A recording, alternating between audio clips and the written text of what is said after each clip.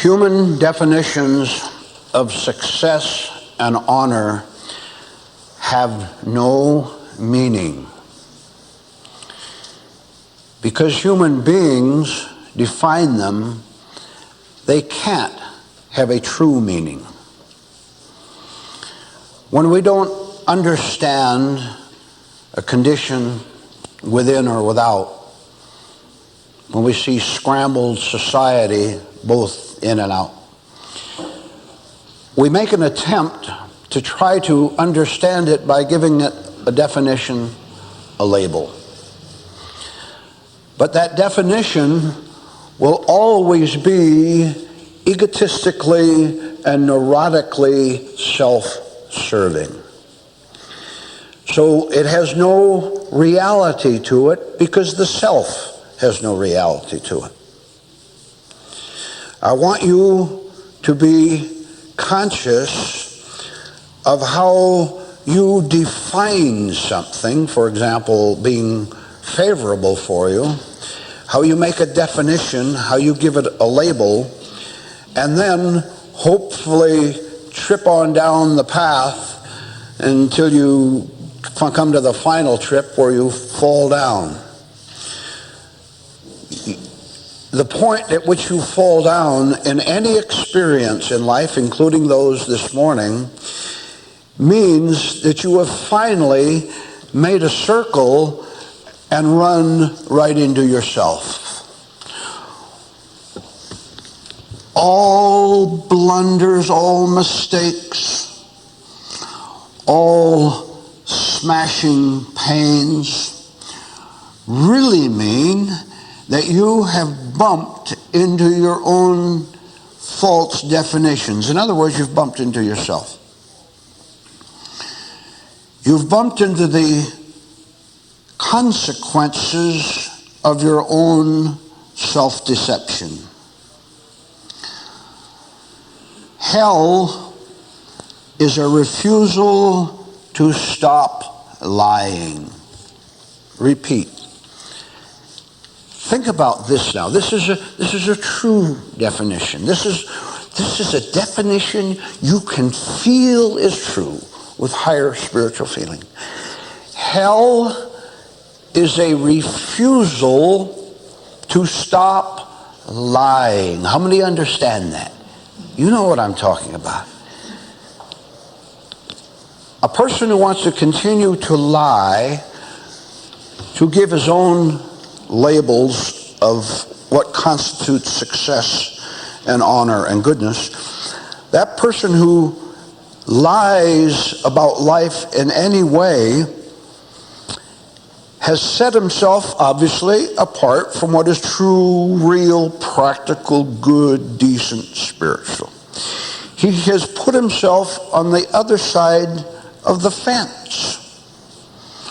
Having put himself there, he is now surrounded by all the vicious beasts, including human animals. He is surrounded by them by the very fact that he's on the wrong side of the fence. He lives where he lives. He lives where there's deception, cruelty, all because he has said, I believe in myself. What he's saying is that I believe in falsehood. And he also, yes, and he knows this intuitively. He knows that he also believes in the doom of believing in himself, of his own falsehood. That's hell. I've defined it before, and I'll repeat it now. Hell is an effort to convince yourself that black is white. Hell is an effort to convince yourself that up is down and down is up. Picture in your mind as a visual illustration of the point a man walking downhill. It's obvious, pretty steep, so steep that he stumbles, falls down and gets hurt. When he gets up, he looks around for someone to hate and to blame. That's the sign of a devil spirit. Let's hyphenate that. The sign, and you look for it all the time, and it's all you'll see out there. The sign of a devil spirit is to get up from the self-created tragedy, pain, grief, horror. The sign of a devil spirit is the first thing you get up is to look around for someone to hate for knocking you down. Someone knocked me down, a lie. That's your false interpretation and definition. In order to continue to believe in hell, what has happened? What has happened to a man that he's so insane that he wants to believe in his hell in spite of all the evidence to the contrary that is presented to him? The evidence that there is something else besides hell and he doesn't have to believe in it. New exercise among all the others. Look and notice how the world is populated by leering little liars whose chief pleasure is to accuse, to go after someone else, to say, you caused that to happen to me, and I'm going to, any way I can, I'm going to make you pay. You had better resign altogether and right now from the human race, and don't have anything to do with that kind of thinking, that kind of insanity, which is the same thing as making a voluntary exit from the lunatic asylum. So the man is stumbling downhill, but he has to pretend that it's uphill, which means he has to pretend while being false, while being a leering little unpleasant, obnoxious, neurotic.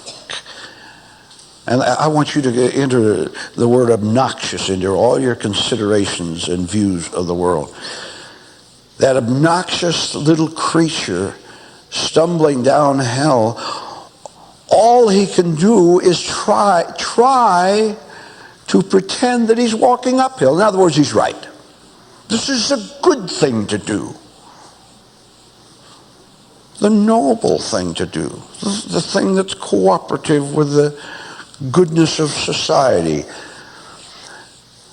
Hands. How many understand that this is what hell is? Hell, once more, write it down, memorize it.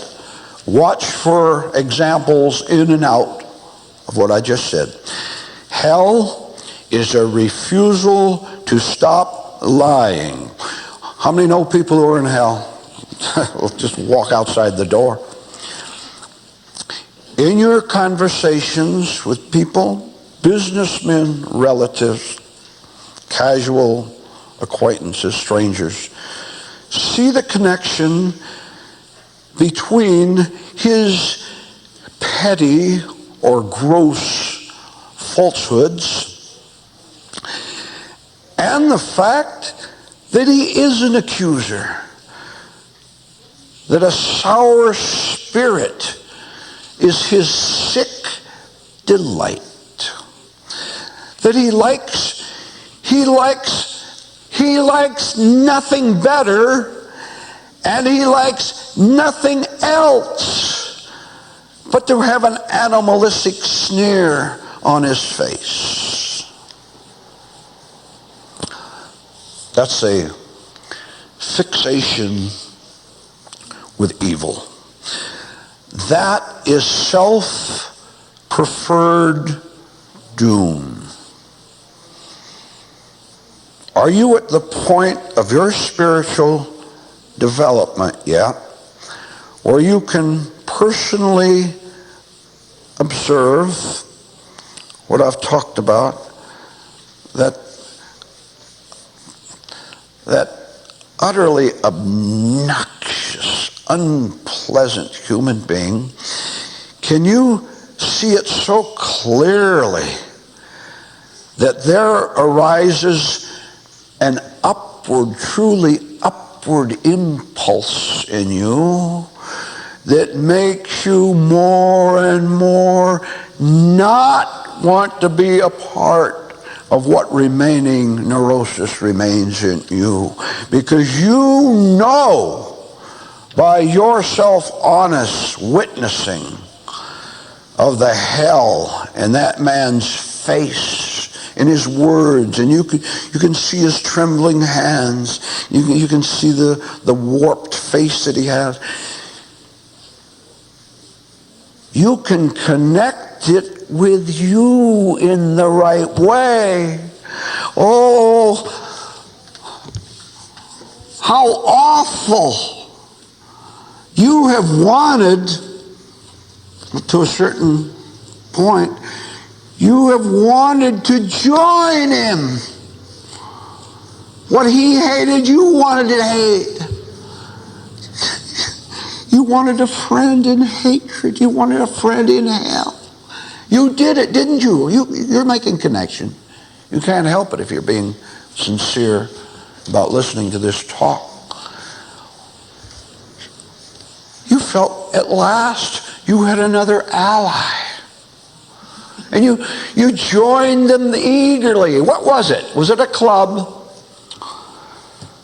What is a sicko boyfriend? A neurotic girlfriend?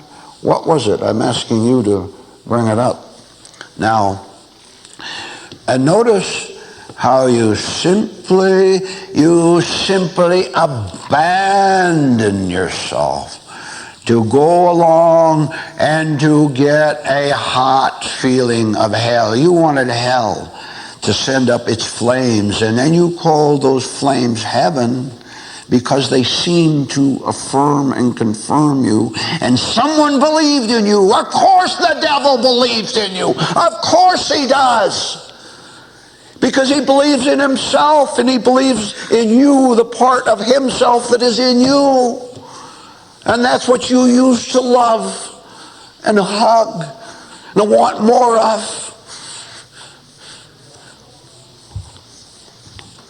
And even the way down deep underground terror that your friend might turn on you and execute you, kick you out, disgrace you, laugh at you.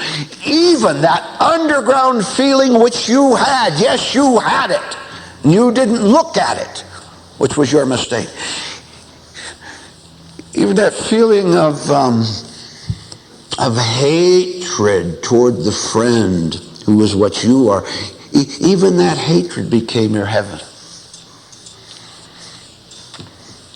A frantic human being tumbling downhill down to the underworld. Anything goes. There is no treachery too low. There is no self-betrayal too low. Anything, including the love of the terror of one day your friend that you so gladly joined, including the terror and the fear that he or she or they, the group, that they might turn against you, even that you loved. Understand, all terror of any kind, and whether it's down there or up a little higher where you can see it at the start, all forms of negative emotions, all forms of sour spirits, all varieties of hatred and attack and insolence, all forms become a great source of sick pleasure for the individual who's going downhill, because he can say, oh, don't miss it. He can say, referring among other fears to the fear of being murdered by his friends, he can say, see, I have feeling.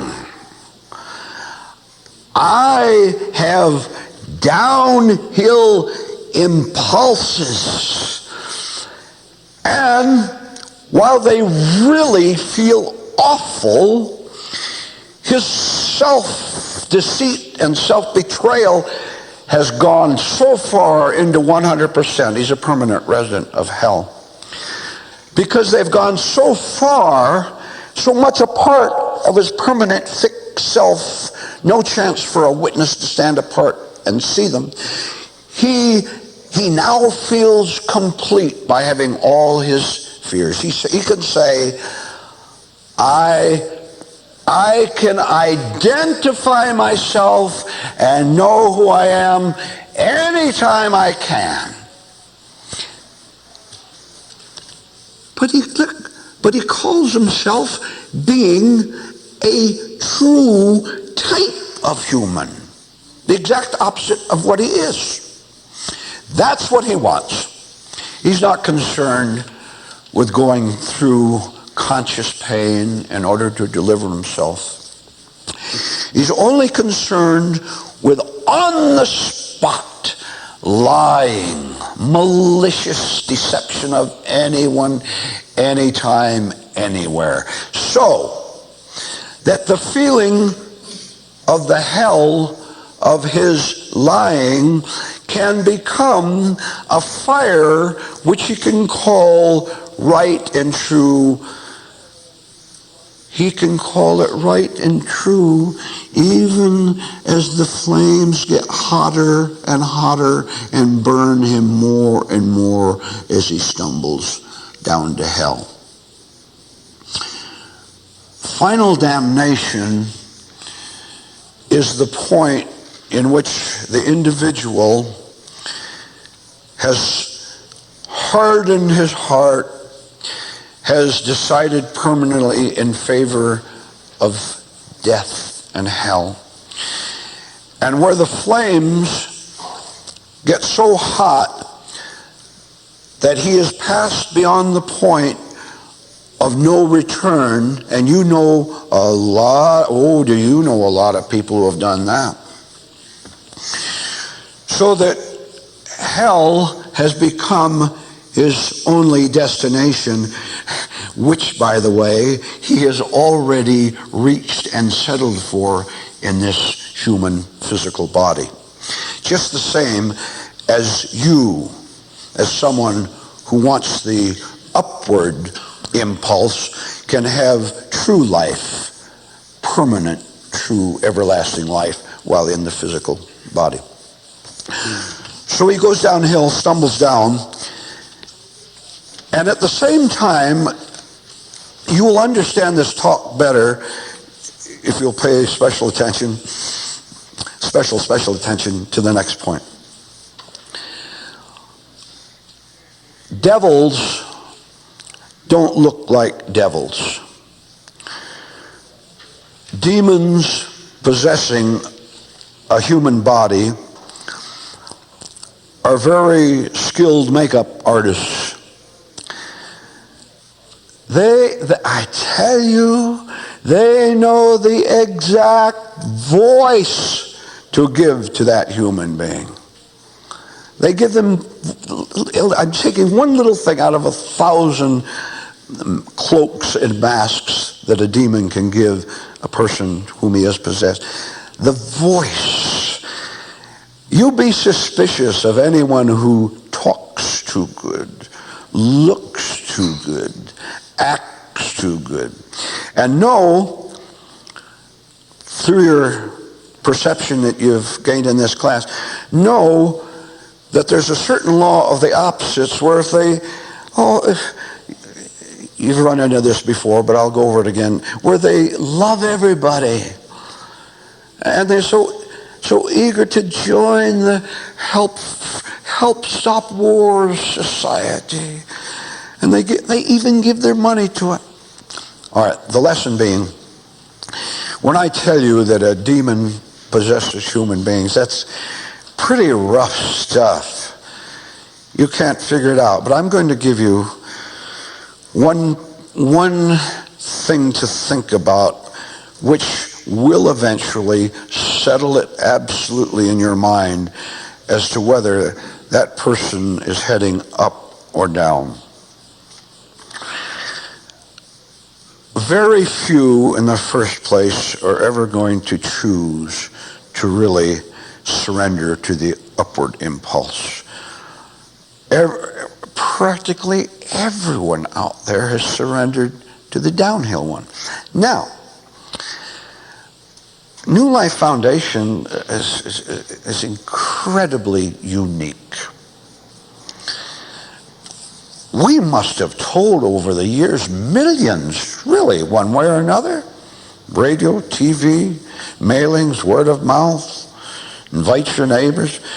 We must have told millions of people over the years to come and hear what is higher than this world that they are confused about and hate so much. They're not here this morning. Oh, that is absolute, whether you understand it or not, that is absolute evidence of what they are, what they have chosen to be. They may be just starting the incline down, and it's getting steeper and steeper, or they may be way on down. But to conclude this point, each human being, all of the billions now in this overpopulated globe, each human being has either, and you might write this phrase down too, either the upward impulse or the downward impulse. And if you remember what I said 2 or 3 minutes ago, look, they all have the downward one because they don't have the upward one. If they had the upward one, you would, at least locally, you would see them here, seated here right now. Maybe you know them as friends out in the town, and they come here and you meet them here.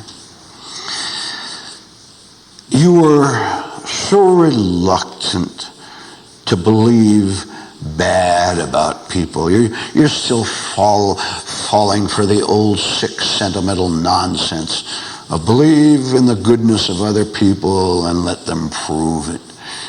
Love everybody. The whole devilish doctrine that people are good. People are not good. I don't care what age they are, they're all bad because they're all lost, which is the same thing. So, the only way you can honestly truly tell the difference between someone with an upward impulse or the downward impulse is whether they're interested in what you are interested in. And aren't you, by the way, more and more letting your day be dominated by what you love? I know, at the start, you meet truth and I don't know about that. And then you go through a few things, and then you kind of have a faint attraction to it, and you get a little closer.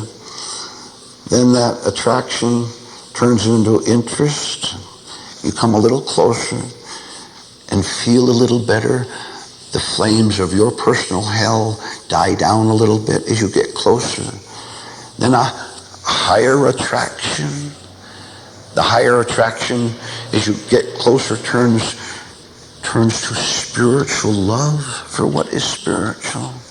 And on with the upward impulse until, and judge your progress by what I'm going to say, until 24 hours a day. Yes, even while you're sleeping.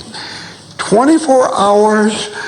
Oh, you don't want anything in this world but to know more about the heavenly kingdom. And you know that studying the devilish kingdom is a part of that. But you're so eager. There's nothing else in your life. So you earn your living down at the shop. And so you have to take care of the children. Sure, that's your physical domestic life, and you do all those things. But even while doing those things, your first love is your first love and your only love. It dominates. What dominates your day now? Where can't you stop blabbing? How many caught in a mental blabbermouthery all day long? You've always got something to say. You've got to keep the torrent of verbal junk going all the time, and you don't even know about it. For many, many years, I'm going to give you evidence. So close in front of you, you'll see it. For years, I've told you just to notice how the flood of your thoughts and words, how the flood dominates your mind, takes you over. And you're such a tiresome bore talking to other people. You bore yourself. That's why you have so many quick distractions ready. The bowl of cherries, which life isn't.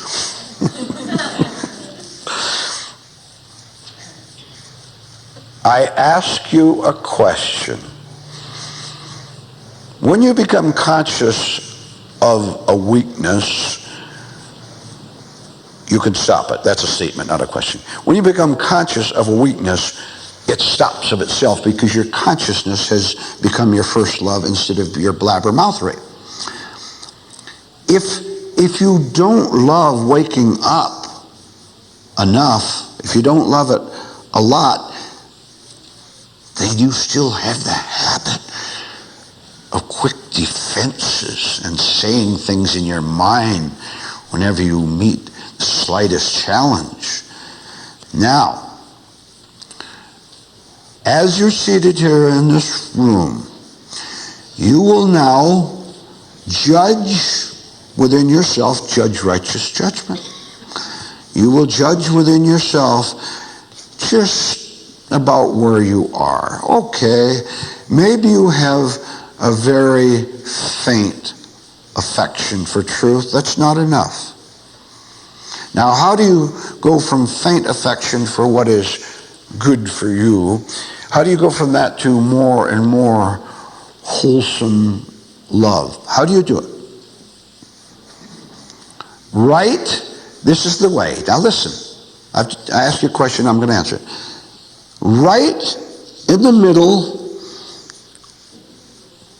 of your impulsive downhill walk, you will notice it.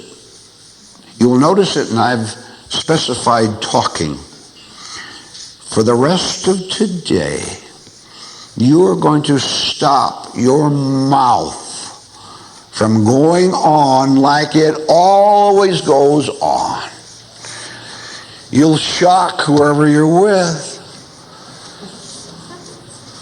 Oh, that poor wife or that poor husband, that friend, he's gonna wonder, well, he just ran out of something to think about to say.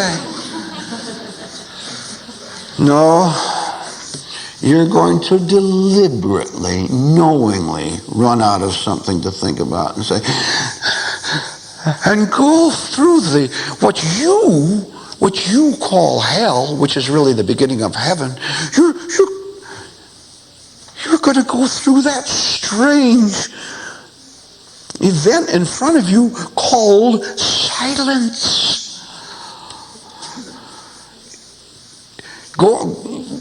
Facing silence will drive you crazy for years because you think it's the enemy. See, I told you, you've got everything just backward.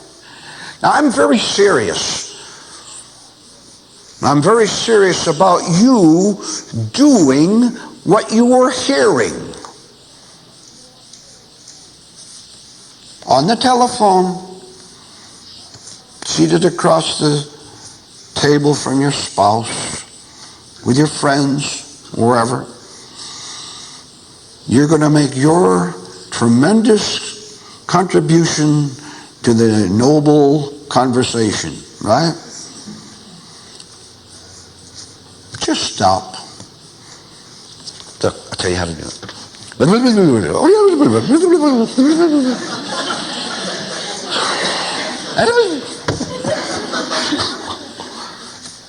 This is you. See, all of a sudden it occurs to you what's going on. It suddenly occurs to you, seated right in this whole room, right back there. All of a sudden you remember the talk this morning. And now don't do it to attract attention. That'll wreck it. Don't suddenly say, oh, I'm too spiritual to continue talking with you.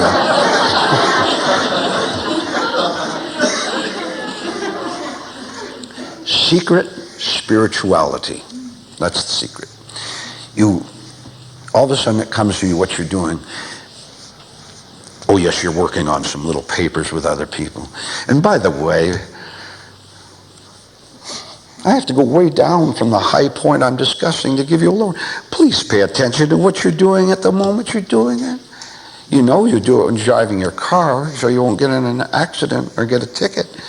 Please be attention to your work so that it's accurate work. Anyway, it suddenly occurs to you because you've allowed the upward impulse to come to you, and you're working all right and you continue to work, but you're now in a different state inwardly. And even physically, because when you're eager to get your point over, you tend to lean forward. And I do while I'm giving a talk, don't I? You tend to lean forward so that your body dominates the room. Big dictator. You will defy that tendency. And you sit back quietly. And the muscles in your face will relax. You know how what people you will consciously become in command of your facial muscles. Yes, no. Not a blank look, but a quiet look, which will more and more be clear to you what it is to have a quiet look, which comes from within. Now you have a blank look. Can I say what I thought? Sometimes a dumb look. A contrived look. An excited look. Because you've got false excitement inside of you. You externalize it. You sit back and you quietly know that you have interrupted thought. You have broken your mechanical behavior. It won't happen very long. Because what will happen, and all true statements are encouraging, not discouraging, you will keep it for maybe the space of 1/4 of 1 second. But you have broken through. You will never, ever forget that experience. Impossible. Because reality, a clear mind, a spiritual experience is a part of eternity. And once you've taken that 1 foot in heaven, there's no way you can ever lose that 1 foot in heaven. You'll always remember it. And that will be encouragement Because you'll remember that, and you say, oh, you'll say something like that. Oh, it's been a whole week since that experience has happened, and I've sat around the work table with those people at least 10 times, and I forgot all about it. I jumped into the swimming pool, the verbal swimming pool, and splashed around with the rest of them. But remembering your failure is a success, isn't it? Evil has its variety of lures. It wants at all times to pull you away from your young love of wanting the upward impulse to grow. It can think of 1,000 ways to make you look that way while it's doing something against you over there. It can make you look down thinking that you're looking up. And I said a minute ago that evil spirits do inhabit human beings. And sometimes the more religious they are, the more possessed they are. So many people are fooled by prominent religious personalities, thinking that they're nice people, that they're good, simply because they have perfected their acts with the instructions from hell. You know it's not religion that counts. It's not pageantry. It's not dogma. It's not religious routine. God sees the heart. What does he see when he looks out at the world? Your concern should be with what he sees in you. There is such a thing as psychological pickpockets. Picking your pocket, taking away so many things. Can you think of anything that you'd like to have that you've lost? Let's take the word liberty as a generality. If you don't have liberty, then that means you're manacled, handcuffed, in jail, behind a barbed wire fence. Where do you feel imprisoned? Wherever you feel imprisoned is where you should allow the upward impulse to come in and reveal it to you consciously so that you will want to escape. There was a movie that played quite a bit on television which gave some pretty good details about this matter of pickpockets, only this was criminal pickpockets operating out in society. Gave a lot of interesting facts about how they operate. And if you were watching it, you probably, at least for the next month, you'd go out into where there's a crowd. You'd make sure your wallet was up where you could see it, and you wouldn't allow yourself to be distracted by anything. But it showed one scene, for example, where there was the two male pickpockets, and of course the young, pretty girl. And they'd go down the street, and she'd have a box of popcorn, candy or whatever, popcorn, and she would accidentally bump into the mark, spill the popcorn all over him, and while he was distracted, they would bump into him too, as if it was a part of the accidental bumping, and lift his wallet and take off. And working on all the weaknesses in human beings, including the one where the girl, after the popcorn was all over, the girl, "Oh, I'm so sorry, sir. I was clumsy," and brushed the popcorn off of him and smiled at him. He was so flattered, of course, by all the attention that she gave, that he didn't know for a long time, at least till he went shopping again, that a social crime had been committed against him. The world walks around, all those men and women out there, not knowing that their pockets have been picked, not knowing their wallet is nothing. They don't know that their life has been stolen. We try to tell them in 1,000 ways. Oh, but the memory, that man when he walked away. Oh, accidents happen. They happen all the time. You bump into someone accidentally and you say, I'm sorry, both apologize and smile at each other and you walk away, and that's the end of it. And he thought that was one of the occasions, but especially, did that pretty girl give me an extra long glance? Was there a special meaning in her eyes and in her lips, her pretty lips, when she smiled at me? Was there something special there? I'll look back and see if maybe she's seated on the bench in the shopping area. Maybe that was a come on. Maybe she liked my looks or something. And he never thinks about the accident because he's been successfully distracted.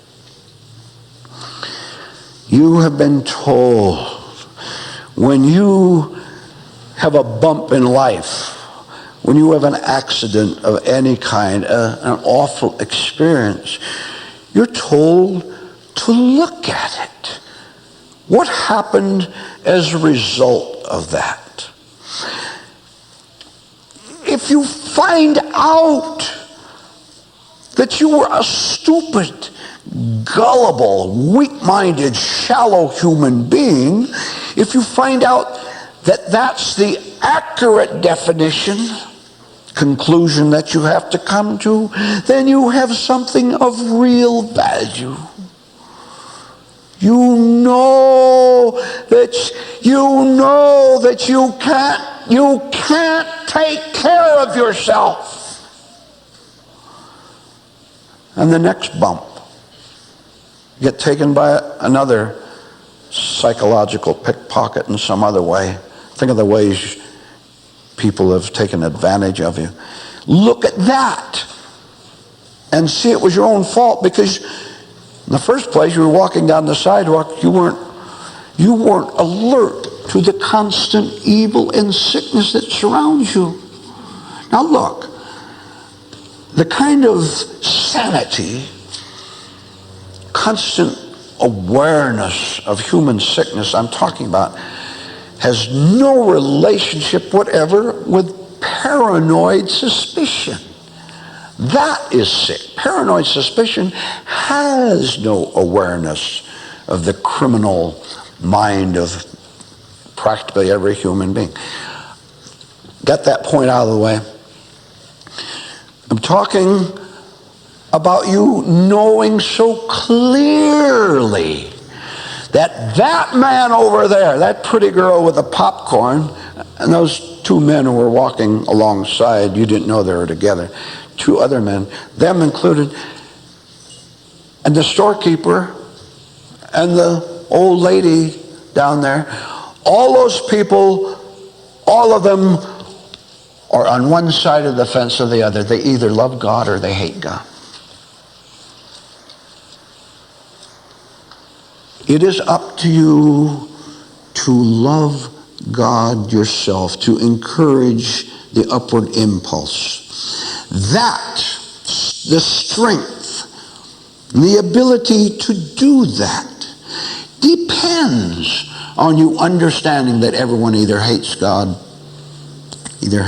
or loves God. Use that as the dividing line. That will enable you to escape all psychological pickpockets, whether they're visible or invisible. Good morning. One noble, loving purpose of truth is to pass its own nature onto human beings dwelling on this wobbly world, to give them information, strength, courage, inspiration, to give them strength to understand facts about their inner nature that they don't want to understand in the first place. Truth says, see the bad, then you go on to the good. If you see the good, you're a faker who's covering up your bad and putting on an exterior show of being what? Where do you fake it? You fill in the blank spaces. You are unwilling, I'm telling you right now at the start of this talk, you are overwhelmingly unwilling to have yourself rescued. You like being what you are. And I've explained many times why that is so. Because you, in your egotism, vow that there's nothing beyond or above you. That's what keeps you trapped inside yourself. One way in which you can understand what I just said is to listen to the following illustration. There are movies, a certain type, certain plot, which you'll recognize when I tell you about it, in which an innocent group of people, maybe a family, are taking a weekend out to the mountains, desert, beach, wherever.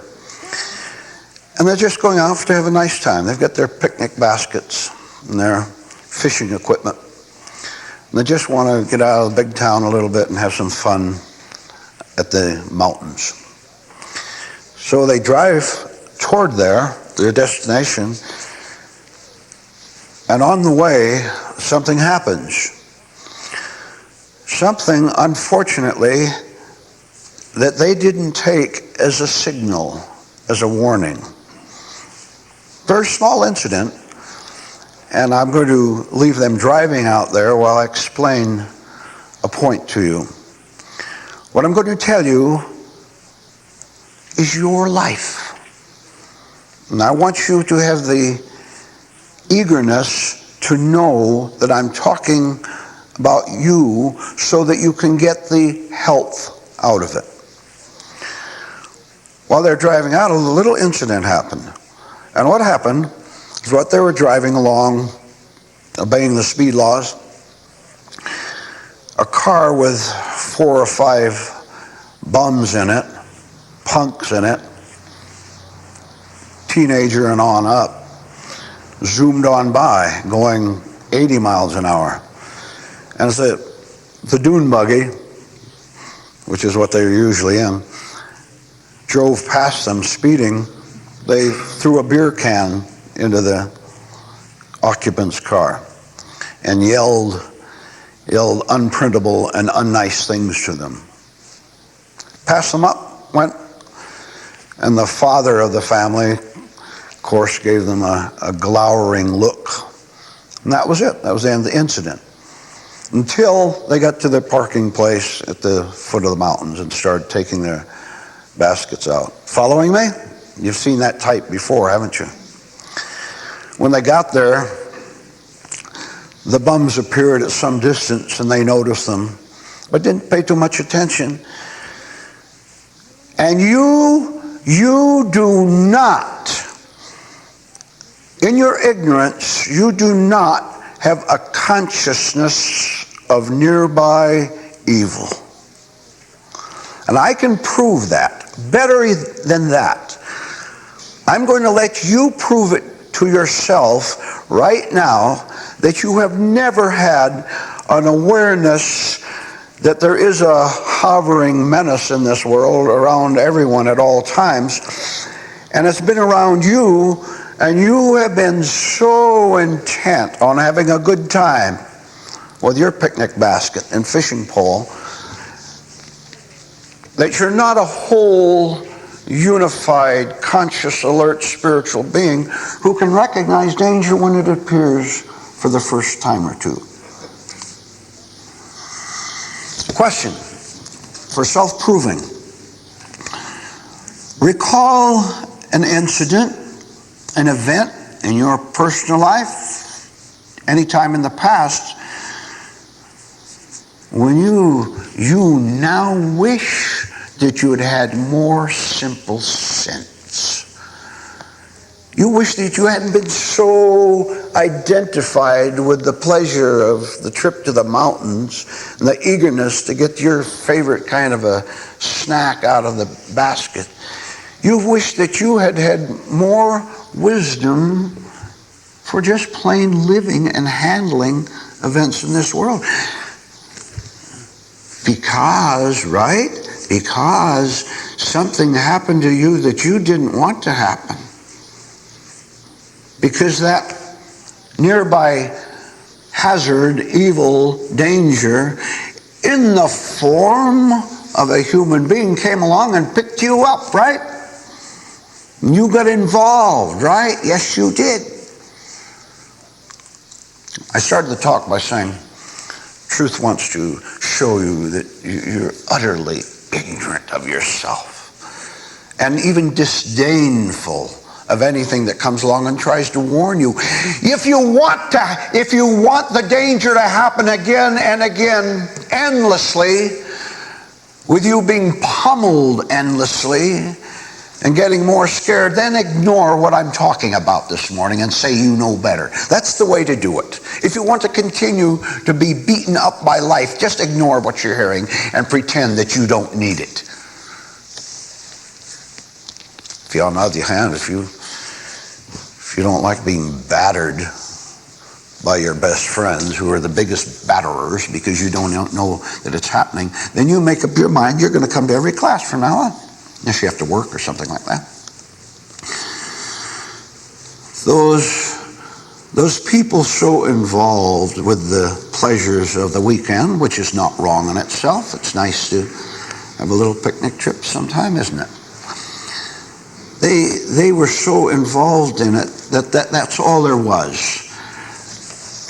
They didn't have, to use a figure of speech, a revolving lighthouse light that goes all around that could lighten up what's going on over there and over there and over there, a radar system. They didn't have that. They were just common, ordinary, lost, spiritually lost human beings. They didn't know what was going on in life. All they wanted was pleasure, which is the average human being.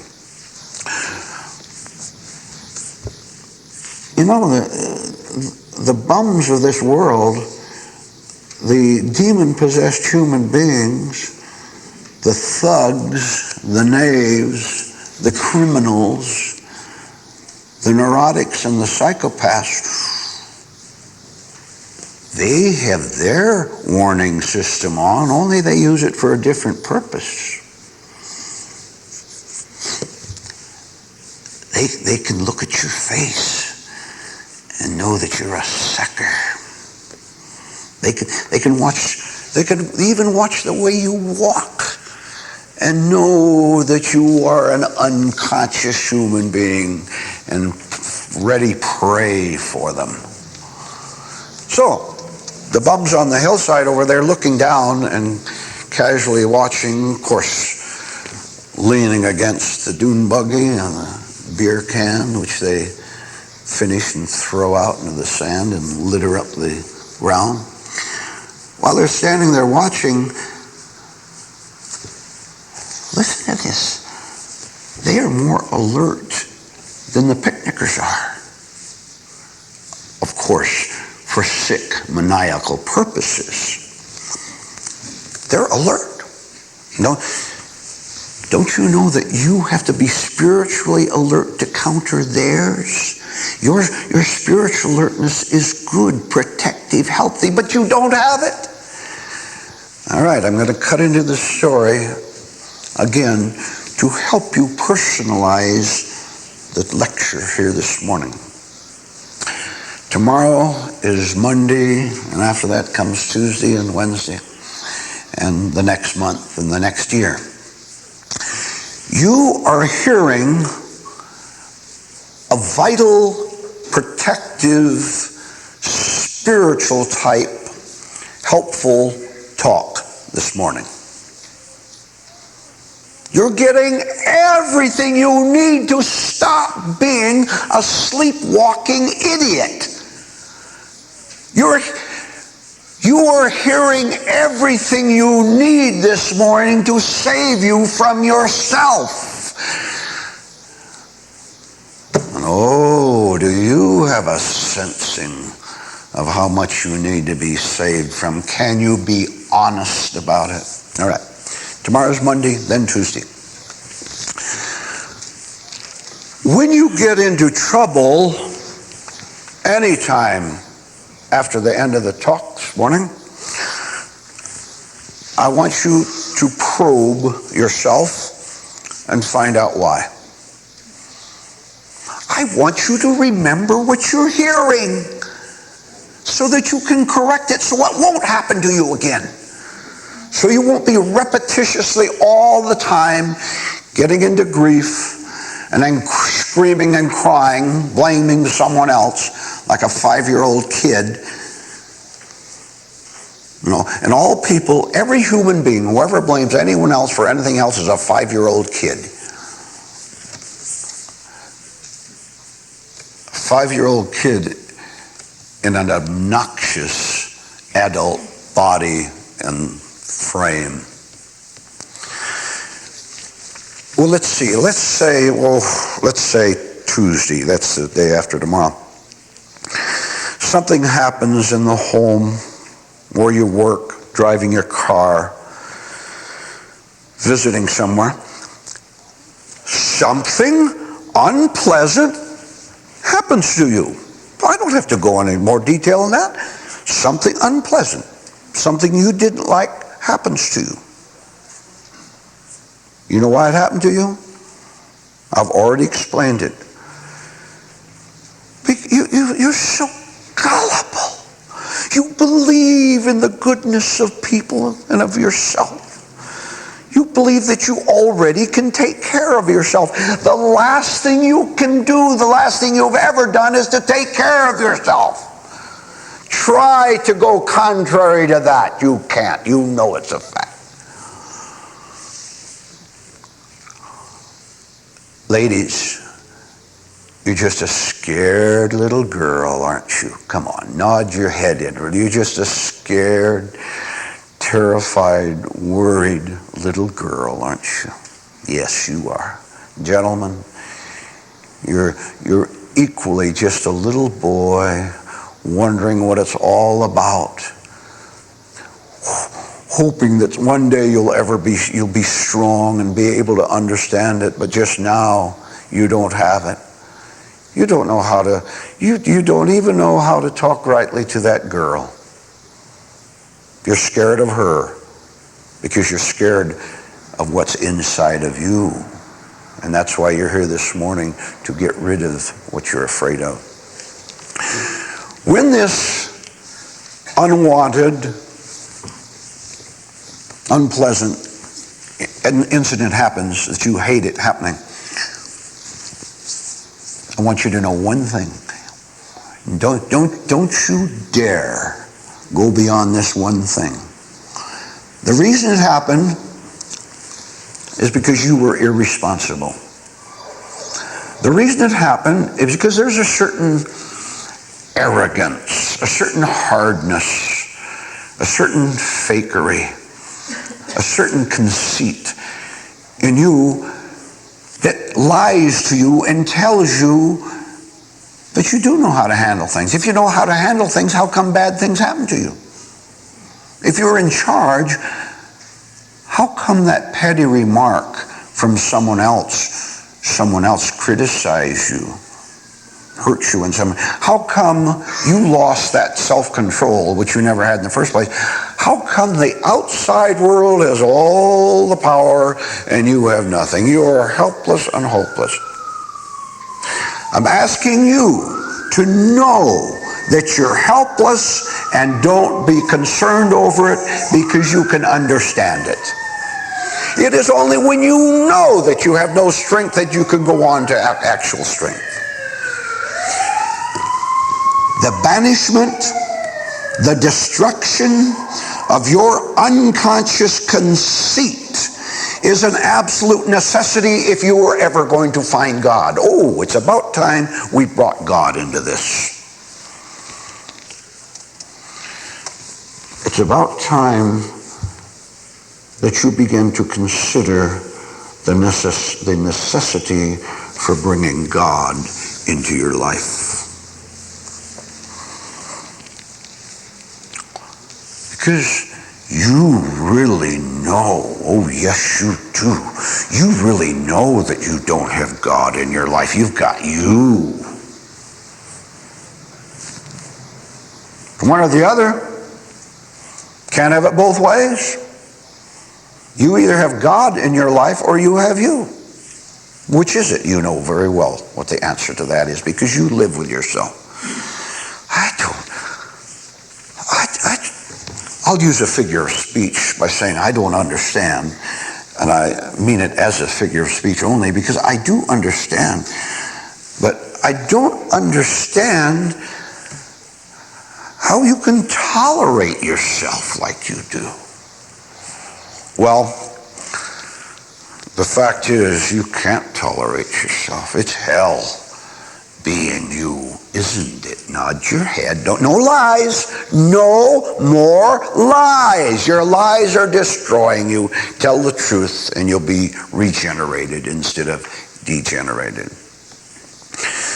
The picnickers looked at the bums on the side of the hill looking down at them, and they still didn't get it. That is, they still didn't have a sensing that there's something in the atmosphere that isn't right. You see, the first thing a lost soul does when he senses danger is to pretend it isn't there, or it's not going to be that bad, or to turn away and say, hey, maybe I'll catch a 1,000-pound marlin today from the ocean or lake, and then I won't have to think of. I would rather think about pleasurable things, catching the marlin, or having my favorite snack. Maybe two pleasures things. The marlin, I got two pleasurable things. I'm not going to give attention. I don't want to think about that over there. I want to think about positive things. See how people deceive themselves? That's negative to think about a snack and a marlin when you should be conscious of danger. How about, as a marvelous little side thought, how about you becoming aware of what a danger you are to you?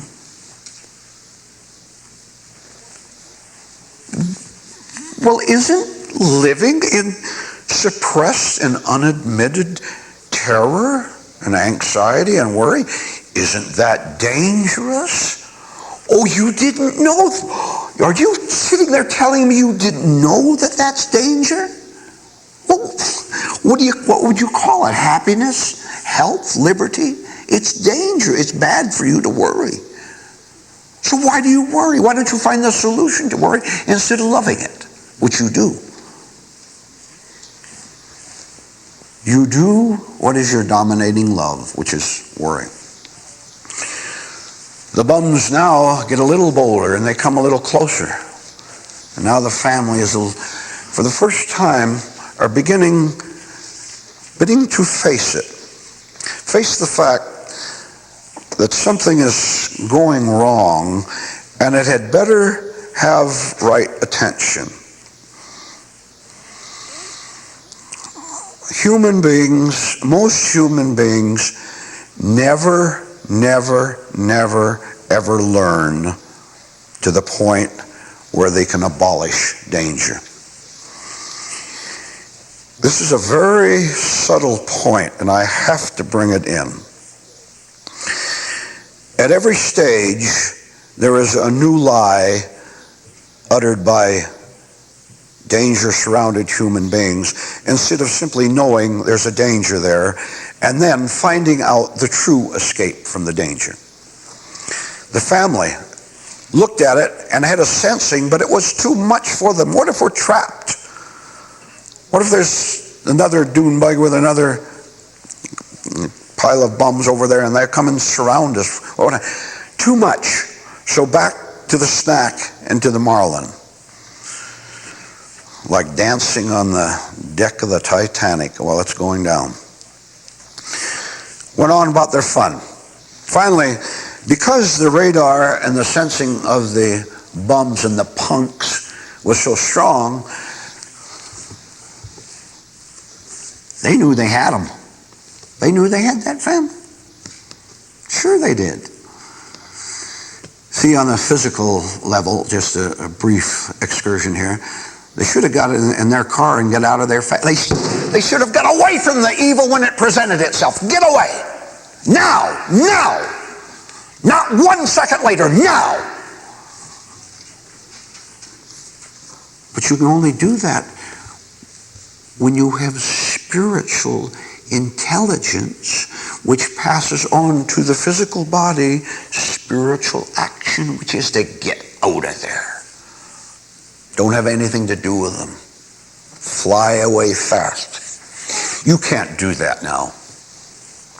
You're too much in love with your snacks and the marlin. Came on down, wandered around casually, making little remarks, flirting with the young girl in the family, hanging around, not revealing any definite intentions, but the family knew what it was.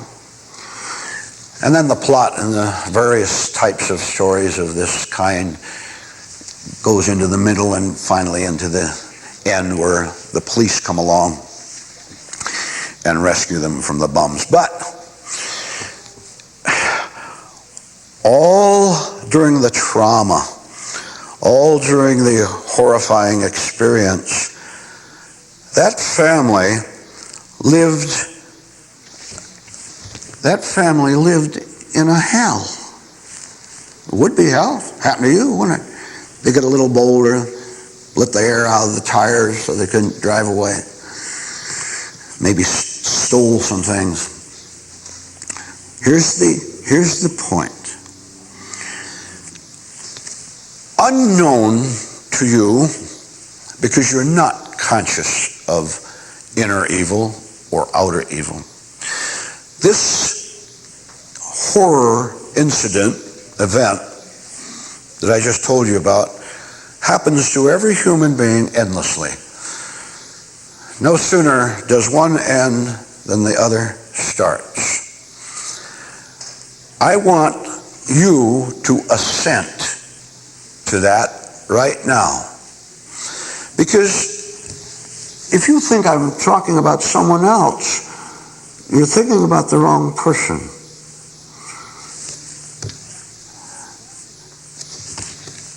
Your only aim in life should be to save your soul. Save your life. Now, to save your life, you can't pretend that you're already saved. You can't pretend you already have a soul. Would any of you who think that you don't need this talk, that you're above it, you can walk away and leave it alone, would you care to tell yourself right now while I'm talking, would you care to tell yourself all about the liberty that you have, all about your happiness? Would you like to tell yourself how you have banished all worry and concern? Would you like to tell yourself how confident you are of the future? Would you like to tell yourself how marvelous you feel 24 hours a day? Would you like to tell yourself how nothing bothers me? Would you like to tell yourself that? Well, if you do try to tell yourself that, will you try to see what a compulsive liar you are?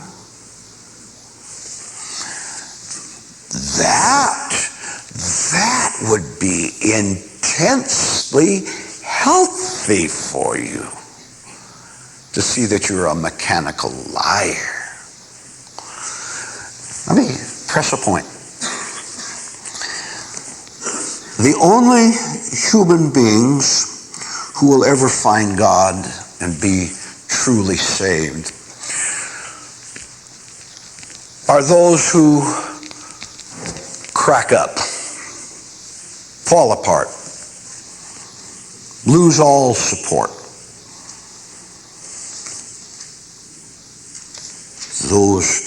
Those who become knowingly what they have always been, which is a human wreck. I have told you, you're not going to hear that anywhere else. There's no one else who's going to tell you that. The rest are going to lie to you. Liars lead other liars down to hell. Let's go over it again. This is so encouraging, so cheerful, sunny, marvelous. If you want to know who you really are, if you want to find yourself, if you want to stop being a hypocrite and a liar, telling yourself how much you know more than the man who gave the talk, you don't need this. If you want to stop doing that, you can learn every step of how to do it. Maybe 1,000,000 steps. This morning you've got one. Are you telling me that you've already arrived in internal completion and spirituality? Are you telling yourself that you don't need this after this morning? Are you telling yourself that? God help you. And he's the only one who can. You can't help yourself. You've been trying, and every time you try, you sink a little deeper into the mire, into the mud. Let me explain the point, because you're so fear conditioned, no matter what I say, you get afraid. I know that, I understand that, and I counter it during the talk. I said, the only way you're going to escape the miserable prison cell that society puts you in, and you stayed in there, the only way you're going to escape it is to sit inside your cell and know absolutely that there's no way for you to escape. Follow? Don't miss it. For you to sit on the bunk, the hard bunk there of your jail cell, and just know that you might as well give up trying to get out, because you've been trying. And the marlin and the snack became your keys, but they didn't work, did they? The next day it had to be some other shallow pleasure, some ridiculous little thrill. You going to that show, you meeting someone.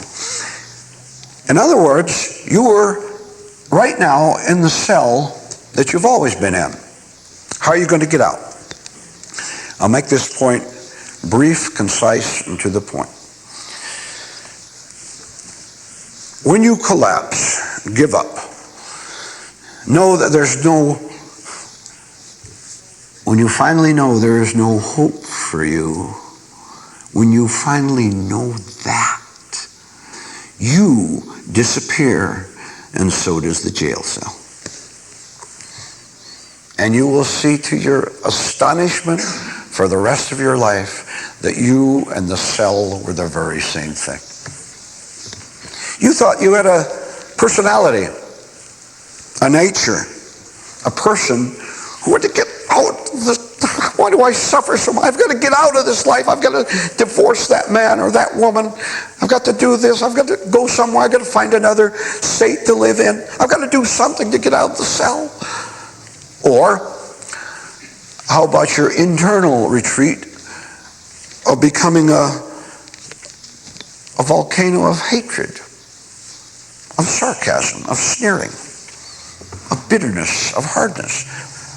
That's another false key, to turn it all inward. Oh, that's called unseen self-destruction, what I just said. What human being in his right mind would continue to destroy himself with negative thoughts and feelings and reaction?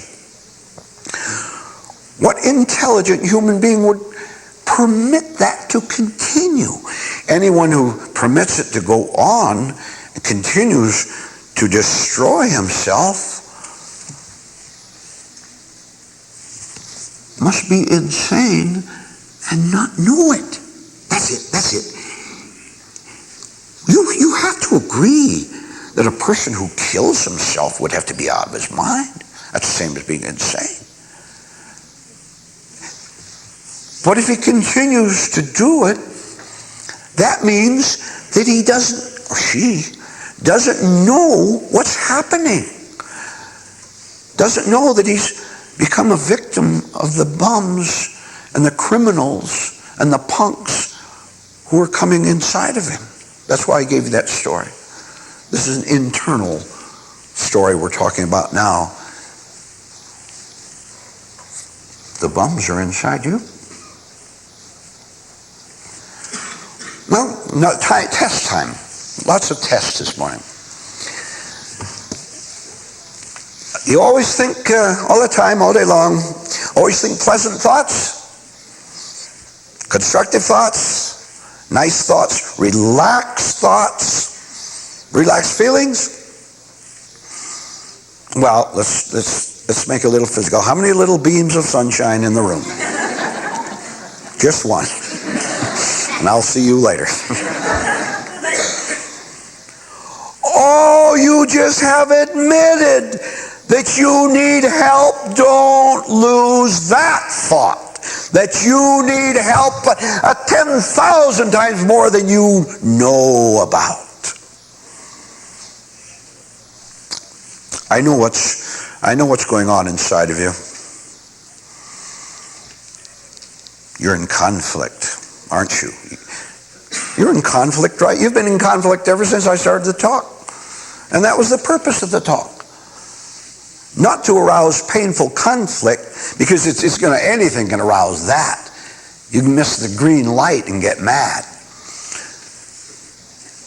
But to make you conscious that you have no enemy but you, and once you understand that, then you'll want to not be you anymore, and then the jail cell will disappear and you'll be out. Not overnight. And I might as well say another word about hard work. You're lazy. You want the easy way out. You want to think about the marlin you're going to catch and about that snack you've been looking forward to 5 minutes after breakfast ended. You started thinking about your noontime snack. Well, I see some of you smiling. You know why you do that? Let me tell you why you do that. It gives you something to cling to hold you, to hold your life together. A cheese sandwich is holding your life together. So we're talking about fear, the roving outlaw bands within the individual. And as your duty as a self-responsible man or woman to want to be able to be stronger than the surrounding threats and accusers and bums, to not be a victim anymore. Just now, there's a certain very ridiculous jubilance you find in being a victim, because it's all neurotic self-interest, and maybe that will hold you till noon. Then afternoon, you have to find somebody to hate. You have to find some sour emotion to call up to give you a false feeling of life. All the time, billions of human beings are walking around in this daze, not knowing every day. This is solemn stuff. Every day they take one step further away from God. You will learn here in these classes that the only God you've had up to this moment is yourself. You worship your own beliefs. You worship your own beliefs about God, which is not God himself. This is a physical world, often profane, sick people running around asking for help from other sick people. You will right now in this talk, you will realize your need for something that is sacred. You don't have anything sacred. You don't know the spiritual meaning of the word sacred. All you know is you. All you know is what you call advantageous. To win over someone, that's what you call advantageous. That's what you're worshiping. To worship something in the wrong way automatically means there's nothing but you involved. You.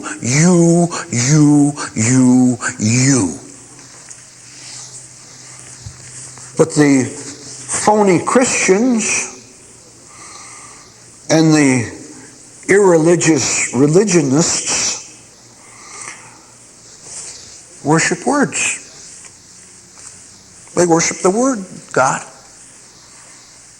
They worship the word church. They worship the word spiritual, religious. They have nothing but a dramatized horror show.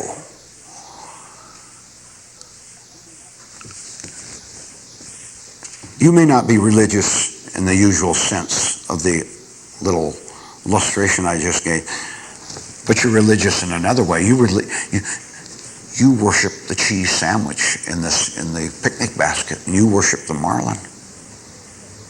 Now, you will take the word sacred. You will learn right here in this room how you've misused words by worshiping, by thinking that they have power in themselves, by thinking that the thought is the thing, that the word is the object. You'll go through for years all these elementary lessons so that we can give you something higher. The world is so sick. Everybody is so maniacal. They don't even know that there's elementary steps they haven't even encountered yet. They think they're already in heaven. Once you know that you think of a word and then twist it to serve your own phony, false, destructive interest, once you know that you are taking words as realities, as you understand that, the false power, the evil power that words have had over you, for example, calling yourself a certain flattering name, the evil power of words, name calling, falls away. You have no more use for it. You wonder how you've been so dumb as to believe in words, taking them as actualities. When that step is accomplished, you can use words rightly, and I'm going to tell you how right now. Take the word sacred, put it on a piece of paper. All right. Now, the word sacred, you put it on a piece of paper. It's just little scribbling on a piece of paper, right? Has no power in itself. But you're now using your mind properly, and using words properly too is a part of your upward ascent to heavenly places within. Now the word sacred associates, it is not sacred in itself, but it associates with something different from what I usually do. You never use the word sacred in your daily conversations, do you? Not at all. Casually, maybe once in a while. But it is your starting point to try to realize, what a blow this is going to be to your vanity. Go through it fast. You're going to realize that there's something really sacred in this world, in this universe. And it isn't me. You think you are. You don't use the word because you've been accustomed to thinking of that in relation to spiritual. But you really believe you're sacred. You think you're someone special. You're so special, so marvelous, so important. You're somebody so important that the smallest criticism can shake you. How dare you? How dare you give a talk like that? I know better.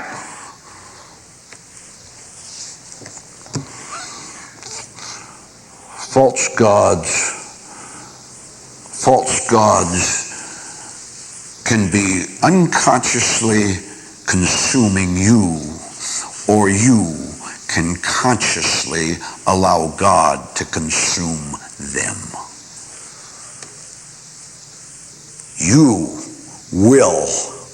You have, and you will make a choice between those two paths. If you're a wiseacre, if you're so clever that a sneer, that a lie, that a resistance can toss off what you've heard today, if you're so clever, you're going to be consumed by yourself, by your own lying and boasting and bragging. If this morning you've heard something that upset you, which the purpose of the talk is to upset you, you understand that, because you're so complacent, so stupid. The degrees of your stupidity are endless.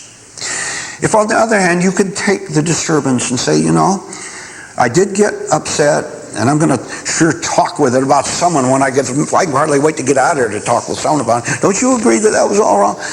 You can see all that going through you. At the same time, see how you despise anything that is outside of you, how you despise anything that's not like you.